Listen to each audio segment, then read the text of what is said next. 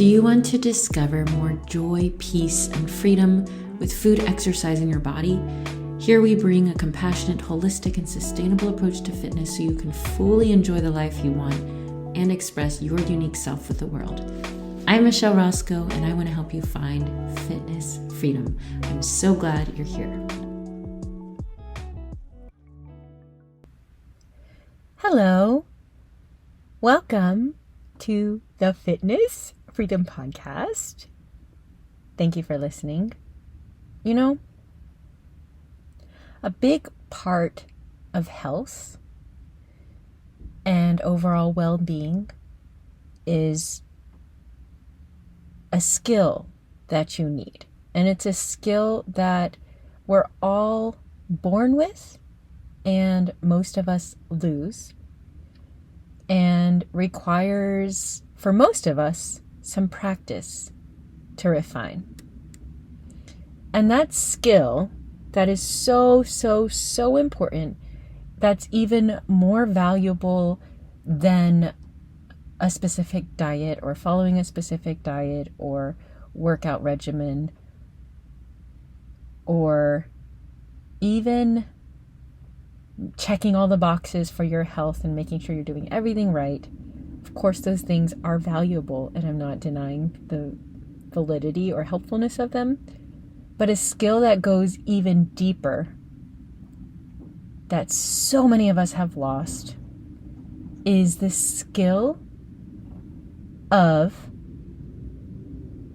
being able to listen to our bodies and to give it what it needs. And actually, so much of fitness culture and diet culture numbs this skill. So let me give you an example. Let's just say that you are, you grew up pretty healthy. You didn't have too many issues around food. You had a pretty healthy relationship with food growing up. Let's say your parents modeled good behaviors, and you reach your 20s. Let's say you're a female and you reach your 20s, and maybe because your lifestyle changes, maybe a job that you have where you're sitting a lot, you gain some weight. And it's the first time in your life that your body has changed in a way that feels alarming and maybe uncomfortable, that it's never really been a big issue for you. So let's just say that you gain some weight. And I'm not going to be specific with numbers here because it's unnecessary and I don't want to be triggering. But you gain some weight and you don't like the weight because your body feels different. Maybe you get some more looks from strangers. Your clothes aren't fitting as well. So you decide to go on a diet. And you really want to lose this weight as fast as possible. So you follow the rules of this diet. You start maybe counting your calories, lowering your caloric intake. Maybe you're tracking your food. Maybe it's a low carb diet, or it's a high protein diet, or you're following a specific macro split that you found online. Maybe you're even doing something like Whole30, where you eliminate a lot of processed foods and sugars and alcohols, and you eat quote unquote clean for 30 days. And you realize as you're doing this diet, you start to see some weight loss, but you're also noticing that you feel more hungry. Maybe your sleep gets off a little bit more. Maybe you've been also, along with your diet, working out more, and you're just noticing some changes in your body that maybe feel uncomfortable. And even though you do feel hungry, you tell yourself, no, I have to follow the diet. I'm going to stick with it till the end, and I'm going to lose this weight. And from then, you stop listening to your hunger cues as much. You start paying more attention to the nutritional content of food rather than how your body feels when you're eating. You start to notice yourself demonizing food a little bit more, like that's a bad food, that's a good food, that's not allowed, that is allowed. And your brain has changed. Your relationship with food has changed. You feel really proud of what you're able to do in the gym, but you also notice that you're getting a little bit more injuries. You're feeling a little bit more tired. You've been working out hard for several weeks to months now. And you do it all for the sake of health. You get some compliments from other people saying you look great, you've lost some weight, and you get addicted to that feeling. And your relationship with food, with exercise, your body, and listening to your body has changed. But you like it this way because you're socially approved of, you have good friends at the new gym you've joined, you feel like you're part of this group of people who follow this diet. And in the process of all of that, you've lost the skill, or you've numbed the skill of being in touch with your body, because being in touch with your body would mean that you would have to slow down with your exercise. You'd have to not eat so strictly. And I'm giving this example to kind of put it into perspective, but this happens for so many people. I want to say, just based on the statistics and research that I've heard and read, that most women experience this, or will have experienced it in their life. And it might start earlier for some people, it might start later. The situations are different, but most of us have gotten so out of touch with our bodies for the sake of fitting in to a particular standard around our looks. And like I've said on this podcast before, even if we're not achieving that standard, we have to be seen as trying to achieve the standard. And I know not every single person on the planet has an unhealthy relationship with food and diet and exercise, but statistics show that disordered eating is on the rise. It's risen. It's doubled from 2000 to 2018, and that's not even an accurate depiction. Research also shows that people of color are more likely to develop disordered eating behaviors, and they're less likely to be diagnosed. And I want to debunk the idea that you can tell if someone has disordered eating just by looking at them. That is a complete falsity. Most people who do have disordered eating behaviors don't present as quote unquote visible, as in severely underweight or overweight. It affects so many people, and diet culture actually normalizes disordered eating behaviors. So we're living in a culture where we're being encouraged, subtly or not so subtly, to not listen to our bodies and to do things with our eating and with our exercise and with our self-care that goes against our own body's knowing, to the point where we almost are afraid of our bodies and its actual needs, its actual signals. So that's why I'm saying, my posit at the beginning of this episode is that one of the most important but most neglected, underdeveloped skills we have is the ability to listen to our body, and from that listening, to give it what it needs. And a part of healing, a part of health, a part of separating from diet culture and from fitness standards is really coming more into our bodies. And I say this a lot, but the most rebellious thing you can do is rest, is to take care of your body, is to say fuck it to those standards and do what is best for you. And it's rebellious and it's difficult because you're going against the grain. And this doesn't mean you have to fight or be aggressive. That's okay if you're angry and you want to fight. That's not bad. But you don't have to. You don't have to fight. You just have to be yourself and take care of yourself and come into your body.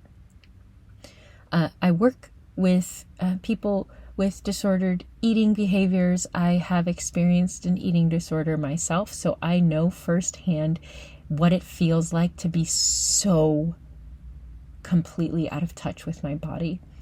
I know the extreme of being hungry chronically, but never able to admit it to myself or not even be able to recognize it. I thought that because I was following these numbers and I ate such so and so calories and I exercised such and such and I ate such and such and I was very controlled, that that should be enough, that I should be okay with that amount. Whereas I was starving, my body was shutting down, my organs were not working properly. I developed lots of health issues over that time, and all in the name of health, all in the name of fitness. Yeah, and that's an extreme version, but like I said before, we're all swimming in it.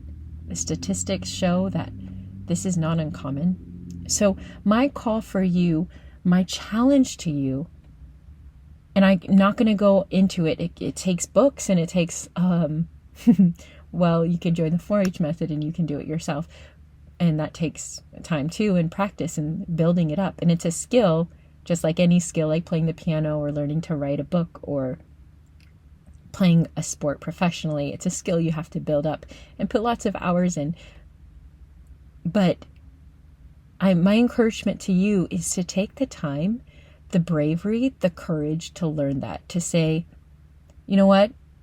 I don't know what will happen to my body if I start listening to it more. I'm not sure what it looks like to let go of some of my diet rules, and it scares me to fucking death to think about letting go.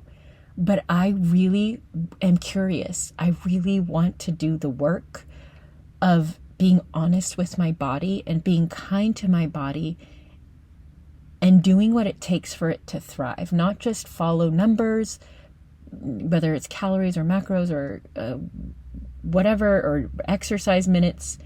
I want to do the brave work of letting go of some of those things that make me feel safe, but falsely feel safe because it's just me conforming to a standard that has been imposed by patriarchy, the powers that be, to make us small, to make us constantly chasing. I want to be brave enough, I want to be curious enough to let go and see what happens. And I know, my friend, it is terrifying. I have been there, and I went through the ups and downs that follow, and I see it happen week by week in these people I work with. But on the other side, when you do let go and you do give yourself permission to listen and to provide your body what it needs based on what it's telling you, my friend, that is freedom. That is freedom. When you don't need to hold on to specific numbers in order to feel good about yourself, when you can release and let go and trust. And that doesn't mean you're being foolish. It doesn't mean that you're not taking any wisdom into account or using your wise mind or resources available to you. It doesn't mean that you're being foolish. But letting go and trusting is the bravest thing that you can do. So I challenge you, what would it look like if you were to let go? Let's go back to that woman that we're pretending we are experiencing. What would it be like for her to let go of those diet rules again, to come back into her body, to stop striving to reach a certain number? Because statistically, she would be likely to gain all the weight back within 5 years and be in a lifelong struggle with her weight. Statistically, that would be her future, unless she decides to make a change. And that doesn't mean that she's going to necessarily gain or lose drastic amounts of weight. That's up to her body and her genetics and so many other factors. But what if she were to let go of those rules, to go back into her own body's knowing, to trusting herself, to repairing that relationship with herself? She would be so much stronger on the other side. She would know herself so much better. She would gain so much more confidence and inner peace as well, letting go of that struggle. So no matter what your situation is, your history with food, exercise, where you are at right now in your life, here is the call to you to build this skill, however little it is or however big it is, to build this skill of listening to your body and giving it what it needs. There is so much goodness on the other side of it when you can give yourself the rest it needs, the food it needs, the exercise, the movement it needs, in a kind, compassionate way. And that is why I created the 4-H method. It's a place for you to come back home into your body. And speaking as your body, we've missed you. We've missed you. We want you here. Come back. And the 4-H method can help you do that, to come back home into your body, and from that place to create habits, practices around movement, around food that are not centered around diet culture rules or standards, that are not centered around even like just eat whatever you want, move however you want, in the form of neglect, but is based on both kindness, compassion, and scientific research. So you're not just feeling the lovey-dovey feelings, but you're also putting into practice true love, true kindness for your body in the way that you treat it, from a place of already enough, from your body being your home. Regardless of where you are in your journey, maybe you've been through the ups and downs of dieting and exercise, you've tried all of them, maybe you are beating yourself up constantly for not exercising more, or you feel like you're eating way too much, or wherever you are at, this can be helpful for you to challenge yourself, to do the brave work of coming back into your body, to say fuck it to diet culture, to say I am going to do the most radical thing, and I am just going to fucking take care of my body, because ultimately you are worth it. You are worth it. You are worth it. There's nothing you need to fix or change to be any more valuable. And only you have the power to choose. You have the power to choose. You have the power to create your life. So that's my call to you, out of love, out of a sense of justice and wanting the best for you. And along that line, I just want to say that your pain is valid. Your fears are valid. Your feelings are valid. Your thoughts are valid. They might not all be true, but what you're experiencing is valid, and you deserve to be seen. You deserve to be heard. You deserve to be taken care of. And I hope that you make choices today to give that to yourself. Truly, I like you and I love you. And a P.S., I am going to be taking a break during August from my podcast, so you can go back and listen to an old episode. There are so many of them. But I plan to be back in September. We'll see how it goes. And until then, be good to yourself. Check out the 4-H method. It truly is a beautiful place for you to see amazing transformations for your body, your health, your mind, and your life.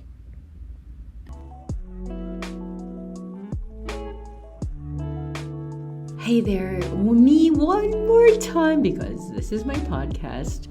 I just want to say thank you so much for being here. Thank you for listening. Thank you for your time. If you would be so kind and generous as to leave a review, a good review, it would mean a lot to the podcast and to growing this so more people can get a hold of it. If you would like to get more support, continue listening to this podcast. Follow me on Instagram, friend me on Facebook. You can find me in the link in the show notes. Always feel free to reach out to me. An email is always welcome. Happy to hear from you.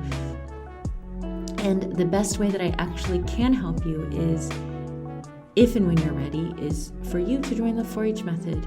It's my signature program, and it helps you make your body your home and your health your hero journey, transforming your health and life from the inside out. Remember, you are worthy, you are powerful. Like you, love you, Coach Michelle.